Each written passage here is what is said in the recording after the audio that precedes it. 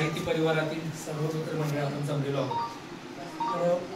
प्रत्येक 1 जून असतो शिरतोडे सर, इतक्या लोकांचा वाढदिवस असतो की आता धनगावात आम्ही जवळजवळ 4 केक कापून आलोय.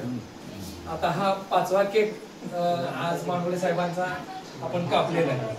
तर या सगळ्या वाढदिवसामध्ये गुरुजींच्या कृपेनं सगळी लेकरं ही म्हणजे हाजरीवरती जन्माला आली.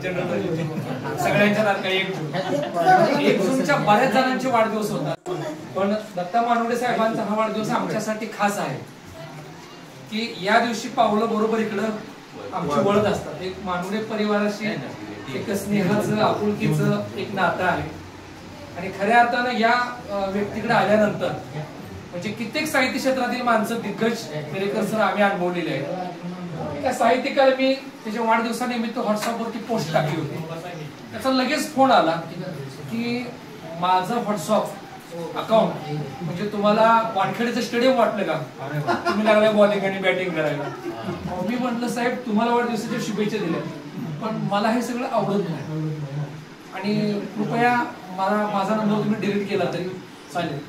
एक व्यक्ती अशी आहे की सोशल मीडियावरती अगदी मानवडे साहेबांचं शिक्षण म्हणा, त्यांचा अनुभव म्हणा, त्यांचं लेखन फार मोठं आहे, पण सोशल मीडियात आपल्या मध्यम आपण सगळं युग बघणारी आपली माणसं आपण सुद्धा कधी कधी वाईट आहोत. मानवडे साहेबांनी सोशल मीडिया इतका चांगला हाताळलेला आहे. त्यांचं लेखनाची एक धाटणी वेगळी आहे. अगदी लगेच व्हायरल होणारा विषय कंटेंट आहे ते लगेच लिहितात आणि ह्या माणसाला कुठला थकवा नाही. आज वाढदिवसा सुद्धा माझ्याकडे असा एक 20-25 अशी पोस्ट आहेत की जाधव सर उद्या माझा बर्थडे आहे आणि छानसा लेख तयार करा, पोस्ट तयार करा, व्हिडिओ तयार करून त्याला ऑडिओ द्या तुमच्या आवाजात. हा असं युग आहे, पण ह्या माणसाला आज शुभेच्छा द्यायला सांगायला लागत नाही. सगळ्यांच्या फेसबुकला आहे, स्टेटसला आहे, डीपीला ही व्यक्ती दिसते. म्हणजे साहित्यावर फार प्रेम केलेलं आहे आणि हा माणूस म्हणजे मला साहित्यिक म्हणून का आवडतो, प्रचंड 30-35 त्यांनी पुस्तकं प्रकाशन झालेले आहेत, अजून 5-6 येणार आहेत. मोठं मेहतासारखे प्रकाशन संस्था त्यांच्या पाठीमागे आहेत. मी आता बोलताना मानवडे साहेबांना म्हणलं की वाचक आणि प्रकाशक तुम्हाला वैतागले पाहिजे, हा लेखक अजून किती लिहिणार आहे, एवढं तुम्ही लिहा. म्हणजे आता त्यांना विचारलं वय किती, तर म्हणजे 65 आहे. मला तर 65 वाटत नाही, त्यातलं 16वं लागलेलं आहे. धोक्याचं नाही मोक्याचं आहे असं वाटतंय मानवडे साहेबांकडे बघितल्यानंतर.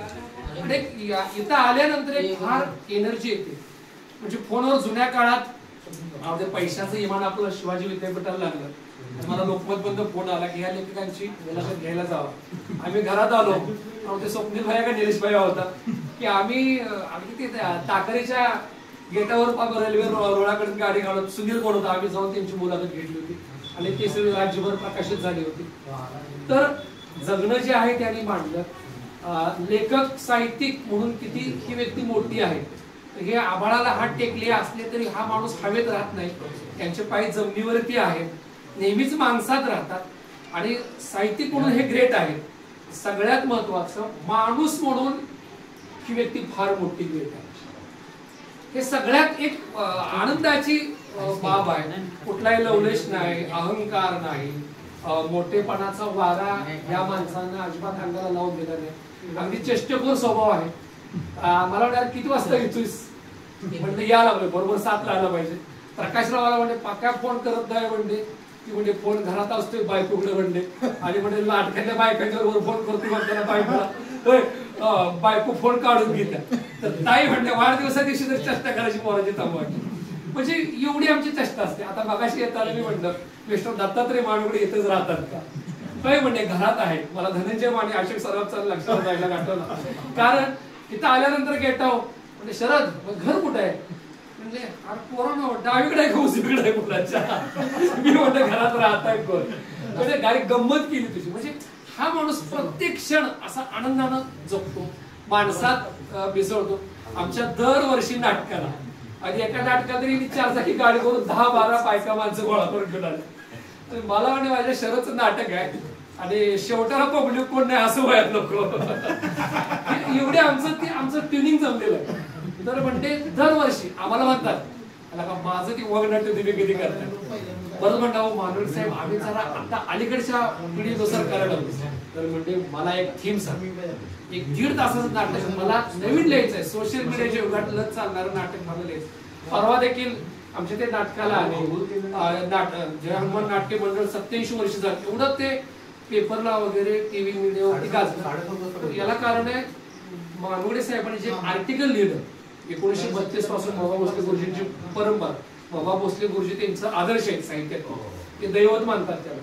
आणि त्यानंतर अखंड जगभरातल्या लोकांना कळालं, आमच्या गावातील लोकांना पण कळालं की 87 वर्ष सातत्यानं या गावात आज 4थी पिढी नाटकात काम करते. आणि इथं गाव भरभरून हे करतो की अगदी यंदा आमच्या गावाला हा लेख वाचला, व्हायरल झाला, सगळा झाला, जवळजवळ 70,000 रुपये गावानं आमच्या नाट्य परंपरेसाठी खर्च करते. यांच्या फेसबुकच्या लेखानंतर गावाला कळालं की एवढी मोठी भानगड आहे, एवढी मोठी परंपरा आहे, आपल्याच लोकांना म्हणजे ह्या लेखणीची ताकद एवढी मोठी आहे. आज सोशल मीडियावरती लिहितात, कुठल्या पेपर मध्ये नाही तर ही मोठी परंपरा आहे. येता जाता जुळेवाडीला जाताना धर्मात आले की सरतोडे सर ते थांबतात, दीपकराव फोन करतात, गाडी घेतात. कधी कधी आम्ही फोन कधी कधी कामात असल्यावर उचलत सोड नाही, पण ती चिकाटी सोडत नाही. आता ते पोरं कामात असतील होय परत म्हणतात त्याला वैतागला काय, मला वैतागला काय, सेन्सर बोर्डासारखा माणूस बघा लागते. हे नातं आमचं आहे. पण 1 जून इथं आल्याशिवाय राहत नाही. एकदा असंच मला एक आठवतंय, तुमच्या आई होत्या, तुमच्या आईला सुद्धा लँडलाईनवरचा तेव्हा काळ बोल फिरवायचा, फोन ते लावणार, आमच्या आईवर बोलणार, आजीवर बोलणार, धनगावची पोर आहेत ते बोलणार. एकदा तर अशी बोलता बोलता म्हणजे अरे शरद थांब दोन्ही रेल्वे समोरासमोर